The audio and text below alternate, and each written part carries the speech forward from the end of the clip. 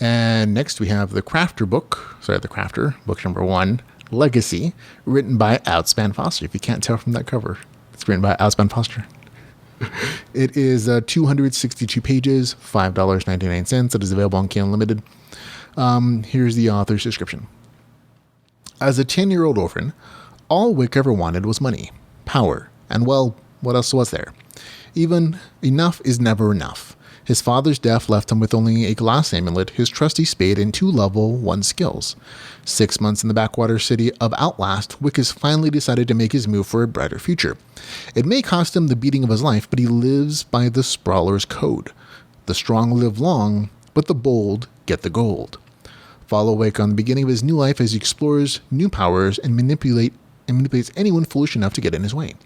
The story does contain male lead, fast-paced, slightly overpowered protagonist, greedy protagonist, rite of passage, multiple magic symptom, mystery. It does not contain harem, ultraviolence, horror, or a mopey protagonist. And those are all true statements. Those are all from the author. For me, I gotta say, man, this was a great story, and I'm gonna say that right from the beginning, so there's no confusion about it. This was probably one of the best stories I've read in about 5 or 6 months. Like, I think that I looked it up. The last time I gave a story an 8 out of 10, which is what I'm giving this one, was back in January. And I'm not just that all the stories in between then have been bad. It's just that I like a lot of stuff. I give a lot of stuff like 7 out of 10 because everything for me is really entertaining and good. But fewer, though, are the stories that stand out as having that special whatever special quality is, that make it stand out. And this one definitely had that. I'm going to go into why. Up front, I'm going to say the story has some issues. The story, however, there's some small technical writing issues. When I first read this, though, I stayed up and read it almost in one sitting. I stayed up until 2 a.m. to read it. And as soon as I finished it, I wanted to read it again, which tells you just how much I enjoy this particular story. The issues in the story, though, are probably going to be fixed by the time most people read this or watch this review. One, there is not more crafting in this story. That's probably the biggest disappointment. When it says the Crafter Legacy, I'm thinking, oh, there's going to be some little RPG crafting in here. And there's a little bit. The author has said, in response to some of the reviews that comment on this, that there's going to be more crafting in book 2 and for future. But this novel was mostly used to set up the world, the main character, his motivations, and that kind of stuff. And that's all happened, and that's fine. But still, I was disappointed that a novel called The Crafter wasn't more crafting, and that's perfectly okay. There are also a lot of technical writing errors in the version that I read. The author says in a little forward portion of this novel that he fully acknowledges that there are issues in that setting, but he wanted to get this novel out for fans who are excited to read the novel. He does plan to update it with a fully edited, finished, completely polished novel in July. But I'm reviewing this and reading it in June. So if you have an issue with those kind of things, if you can't get past like the technical writing issues, and there are quite a few, it came down to about 1 every 3 paragraphs. Where there was some technical writing issue, missing word, missing letter in a word, wrong tense, like present or past, or whatever, or plural and singular. If you can't get past that, just wait till July. You're going to have a much better time with this, I think, if you just wait a little bit. Structurally, the story reminded me of The Name of the Wind, and I think that might be one of the reasons I thought it was extra special, is because maybe because of the love I have for that particular series and that saga. But this author, this story also does a dual narrative of future main character and past main character. The future main character is total badass.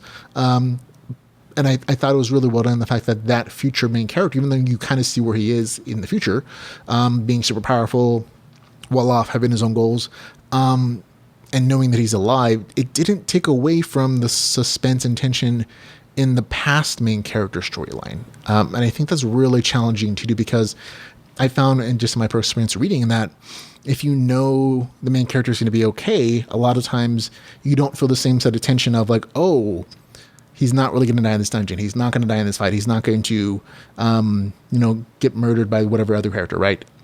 But what the author did, I think this is really challenging to do, but Outspan did this. He made other consequences possible, even though he's alive in the future. That doesn't mean that the main character's goals and his aspirations and his designs aren't going to be set back. And that's kind of the tension that arises in the past main character story. And that was really nicely done. And like I said, I couldn't write that way. I'm super amateurish, so I can definitely appreciate how challenging that might have been for someone else. And I think that's one of the things that maybe just kicked it up a notch. And then that there is this narrative challenge that I thought was really nicely done. In addition to that, though, there were some other just great things here.